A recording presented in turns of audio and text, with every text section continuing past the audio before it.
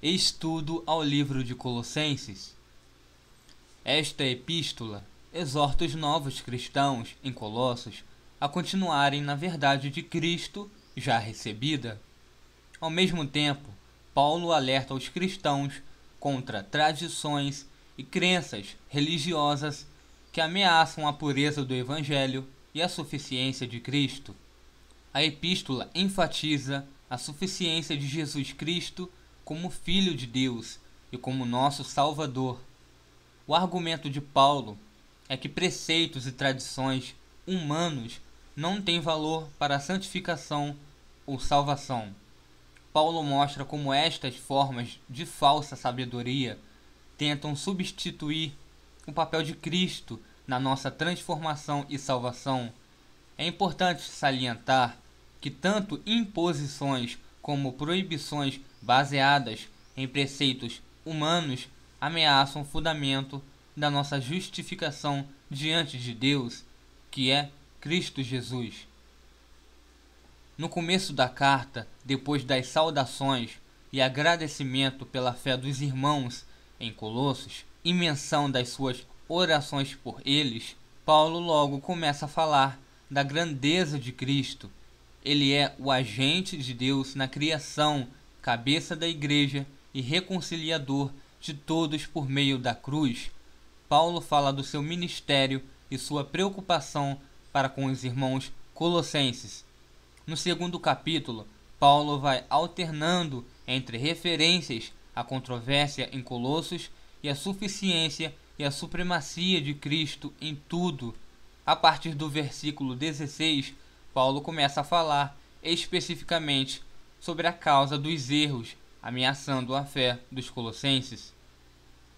Na luta contra o pecado, a perfeição vem somente por Cristo. Muitos, porém, insatisfeitos com a simplicidade disso, criam rígidos regulamentos físicos para governar os fiéis e os mantêm longe do pecado. Os fariseus fizeram isto e Jesus os reprovou.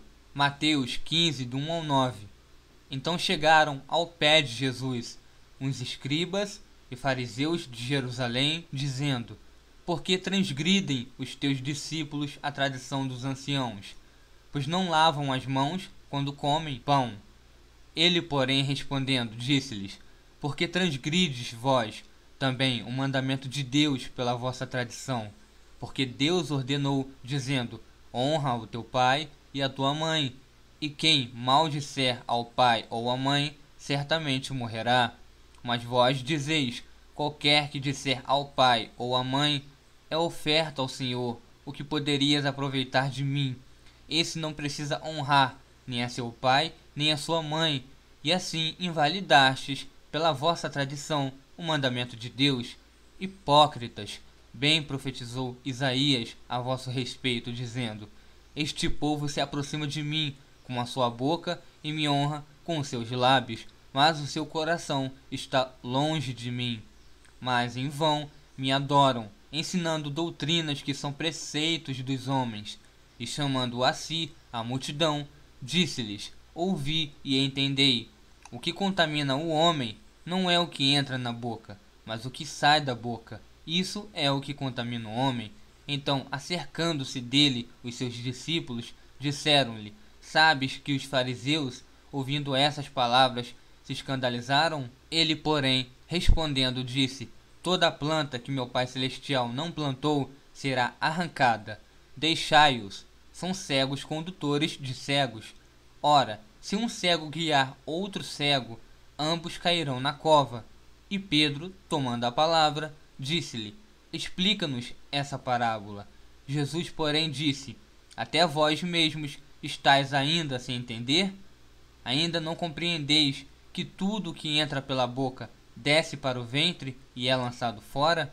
Mas o que sai da boca procede do coração, e isso contamina o homem. Porque do coração procedem os maus pensamentos, mortes, adultérios, fornicação, furtos, falsos testemunhos e blasfêmias. Hoje, alguns continuam seguindo suas próprias regras físicas como se fosse um meio de purificar a alma, mas Paulo mostra aos colossenses que a purificação só vem quando morremos com Cristo para uma nova vida espiritual. Colossenses 2, do 20 ao 23. Se, pois, estáis mortos com Cristo quanto aos rudimentos do mundo, porque vos carregam ainda de ordenanças como se vivesseis no mundo, tais como: não toques, não proves, não manuseis.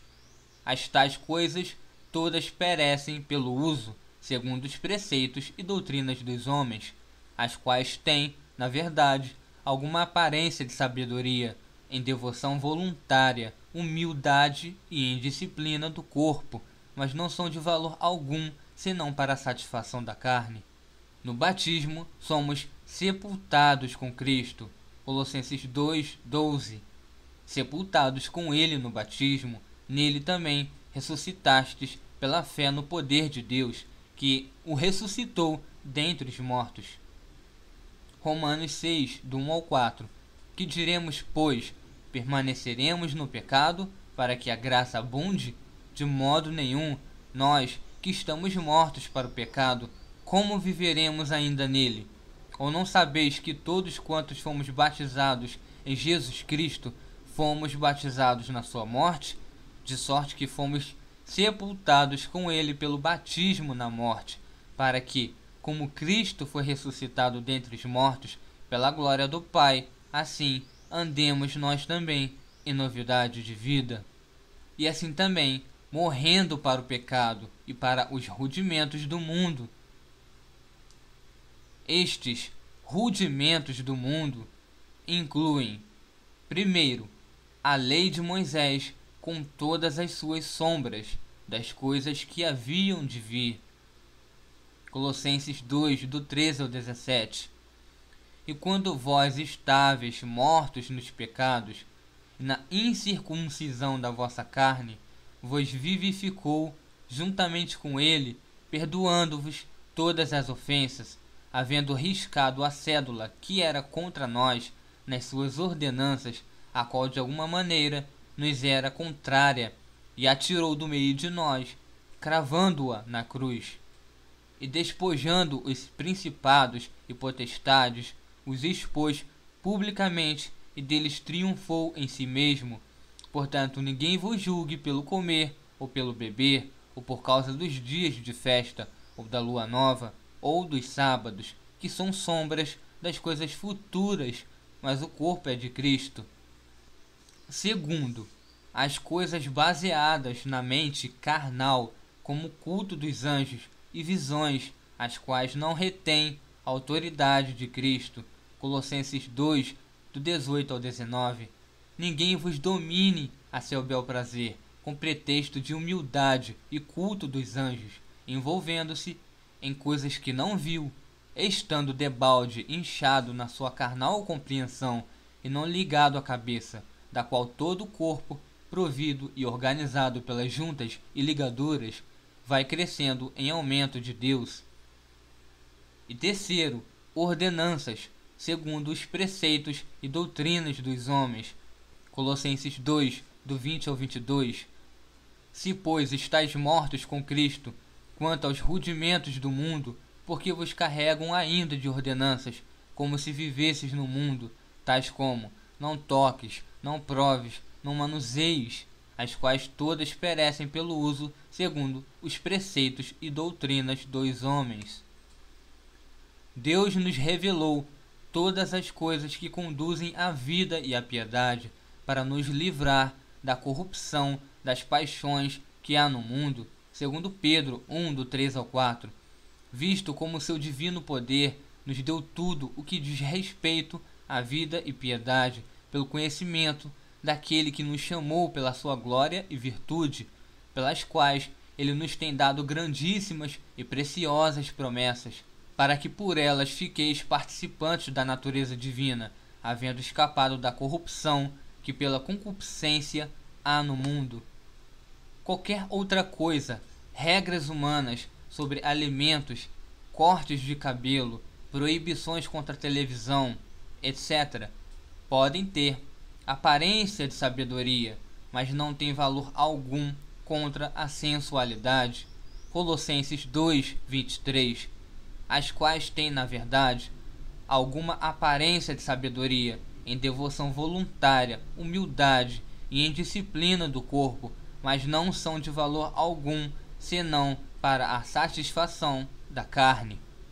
Afinal, se um homem não morre com Cristo, ele não vai deixar de pecar nas coisas sensuais só porque não assiste à televisão. Ressuscitamos com Cristo. Colossenses 3, do 1 ao 4. Portanto, se já ressuscitastes com Cristo, buscai as coisas que são de cima, onde Cristo está assentado à destra de Deus. Pensai nas coisas que são de cima, e não nas que são da terra, porque já estáis mortos, e a vossa vida está escondida com Cristo em Deus. Quando Cristo, que é a nossa vida, se manifestar, então também vós vos manifestareis com ele em glória. No batismo, somos ressuscitados com Cristo, mediante a fé no poder de Deus, e recebemos novidade de vida. Romanos 6, do 1 ao 5. Que diremos, pois? Permaneceremos no pecado para que a graça abunde? De modo nenhum. Nós que estamos mortos para o pecado, como viveremos ainda nele? Ou não sabeis que todos quantos fomos batizados em Jesus Cristo, fomos batizados na sua morte? De sorte que fomos sepultados com ele pelo batismo na morte, para que, como Cristo foi ressuscitado dentre os mortos pela glória do Pai, assim andemos nós também em novidade de vida. Porque se fomos plantados juntamente com ele na semelhança da sua morte, também o seremos na da sua ressurreição.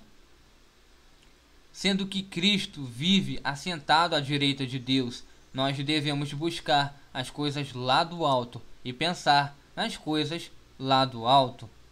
Colossenses 3, do 1 ao 2. Portanto, se já ressuscitastes com Cristo, buscai as coisas que são de cima, onde Cristo está assentado à destra de Deus. Pensai nas coisas que são de cima e não nas que são da terra. Devemos fazer nossas vidas em Cristo, não em ordenanças. Colossenses 3, do 3 ao 4. Porque já estáis mortos, e a vossa vida está escondida com Cristo em Deus. Quando Cristo, que é a nossa vida, se manifestar, então também vós vos manifestareis com ele em glória. Quando aprendemos a amar Cristo e viver para ele, então guardaremos os mandamentos dele sem regras de homens para nos manter fiel. João 14,15. Se me amais, guardai os meus mandamentos. João 14:21. Aquele que tem os meus mandamentos e os guarda, esse é o que me ama, e aquele que me ama será amado de meu Pai, e eu o amarei e me manifestarei a ele. Quando somos fiéis a Cristo e não a regras, seremos manifestados com ele em glória. A nova vida, Colossenses 3, do 5 ao 11. Mortificai, pois, os vossos membros que estão sobre a terra, a fornicação, a impureza, a afeição desordenada, a vil concupiscência e a avareza, que é a idolatria, pelas quais coisas vem a ira de Deus sobre os filhos da desobediência, nas quais também em outro tempo andastes, quando vivíeis nelas. Mas agora despojai-vos também de tudo, da ira, da cólera, da malícia, da maledicência, das palavras torpes da vossa boca. Não mintais uns aos outros, pois que já vos despistes do velho homem com os seus feitos, e vos vestistes do novo, que se renova para o conhecimento, segundo a imagem daquele que o criou, onde não há grego, nem judeu, circuncisão, nem incircuncisão, bárbaro, cita, servo ou livre, mas Cristo é tudo e em todos. A nova vida vem pela mudança de natureza e não pela mudança de algumas regras externas. A natureza terrena, com todas as coisas pertencentes a ela, tem que morrer. Isto acontece quando obedecemos a Cristo em amor, sabendo que a ira de Deus vem sobre os filhos da desobediência. Quando amamos a Deus, não queremos decepcioná-lo, assim deixamos de fazer as coisas erradas que fazíamos antes na velha vida de pecado, e aprendemos a nos revestir do novo homem. A vida deste novo homem é uma vida espiritual, refletindo o amor e a santidade do seu Criador. Pergunte a si mesmo: qual o problema de regras que não vêm de Deus? Será que elas trazem liberdade? A mente do cristão deve ser voltada para quais coisas e por quê? Devemos obedecer regras ou Deus? Ninguém, pois, vos julgue por causa de comida e bebida, ou dia de festa, ou lua nova, ou sábados, porque tudo isso tem sido sombra das coisas que haviam de vir, porém, o corpo é de Cristo. Evidentemente, haviam cristãos que davam a entender no seu ensino que era necessário se abster de certas comidas e ao mesmo tempo começar a guardar certos dias, festas ou comemorações. A palavra-chave aqui é julgar. Ninguém vos julgue. No texto, a palavra é crino, que significa achar falta ou condenar. O problema não foi apenas pensar diferente ou ter uma outra opinião pessoal. Aparentemente, estas pessoas condenavam os cristãos em Colossos que não guardavam estes dias e não se abstinham de alimentos como eles. O que Paulo não aceitava e chamou os cristãos a não permitirem foi que eles fossem julgados, ou seja, condenados, por causa de algo que em Cristo não era questão de salvação. Ao que tudo indica, a raiz principal do problema em Colossos foi contradições e crenças judaicas. Possivelmente haviam outras crenças e filosofias de origem gnóstica ou de religiões pagãs, como indicam as referências a visões e culto dos anjos ao versículo 18. Sabemos que a questão de se abster de certas comidas foi um dos pontos de atrito entre judeus e cristãos, como descritos em Gálatas 2, do 11 ao 14, Atos 10, do 9 ao 23, em que a visão de Pedro e a decisão dos líderes da igreja em Jerusalém, Atos também 15, 29. Também as datas citadas têm tudo a ver com as ordenanças da lei de Moisés. Depois de falar sobre comida e bebida, Paulo continua a falar sobre festas e datas especiais. Várias referências no Antigo Testamento indicam que esta lista se refere às festas e comemorações judaicas. 1 Crônicas 23, do 30 ao 31, deviam estar presentes todas as manhãs para renderem graças ao Senhor e o louvarem, e da mesma sorte à tarde, e para cada oferecimento dos holocaustos do Senhor, nos sábados, nas festas da lua nova e nas festas fixas, perante o Senhor, segundo o número determinado. Oséias 2:11. Acabarei com a sua alegria, suas festas anuais, suas luas novas, seus dias de sábado e todas as suas festas fixas. As pessoas que haviam confundido os cristãos em Colossos também queriam impor certos dias e festas como parte obrigatória do calendário da igreja. Segundo o que podemos entender, para estas pessoas, os cristãos teriam que seguir com rigor este novo calendário para serem considerados fiéis e aceitáveis diante de Deus. É por isso que Paulo fala tanto na suficiência que temos em Cristo. A passagem que estamos analisando começa com uma ligação ao que Paulo falou antes, versículo 16, ninguém, pois, vos julgue. Antes de entrar nos pontos específicos da questão, Paulo frisou a suficiência da nossa salvação em Cristo. Ele reafirmou que não há necessidade para qualquer outro meio de justificação senão Cristo, pois em Cristo temos tudo o que precisamos. Colossenses 2, do 10 ao 13. Também nele estáis aperfeiçoados. Ele é o cabeça de todo o principado e potestade. Nele também fostes circuncidados, não por intermédio de mãos, mas no despojamento do corpo e da carne, que é a circuncisão de Cristo, tendo sido sepultados juntamente com ele no batismo, no qual igualmente fostes ressuscitados mediante a fé no poder de Deus, que o ressuscitou dentre os mortos, E a vós outros, que estáveis mortos pelas vossas transgressões e pela incircuncisão da vossa carne, vos deu vida juntamente com ele, perdoando todos os nossos delitos.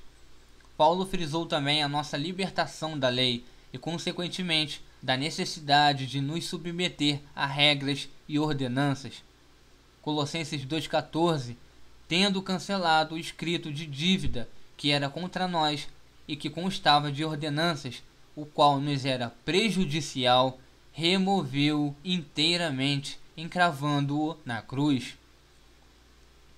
Notamos que Paulo não negou que estas coisas tinham sua importância na época da lei, mas ele foi categórico em afirmar que já passamos da época em que as ordenanças e a lei tinham algum valor em relação à nossa aceitação diante de Deus. É isso que ele trata quando diz, no versículo 17, porque tudo isso tem sido sombra das coisas que haviam de vir, porém o corpo é de Cristo. Tudo isso se refere às coisas como comida e bebida, dia de festa, lua nova e sábados, do versículo 16. Paulo mostra que, embora estas coisas fizessem parte da expectativa de Deus para seu povo debaixo da lei, agora vivemos em outra época e estas coisas não pesam mais sobre nós.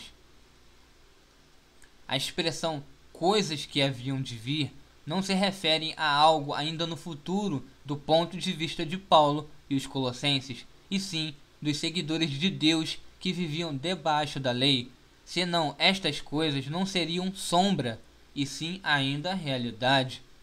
Ou seja, as ordenanças como proibições de certas comidas ou a exigência de guardar certos dias ou datas pertenciam todos à sombra, que era, sobretudo, da lei e, portanto, do passado.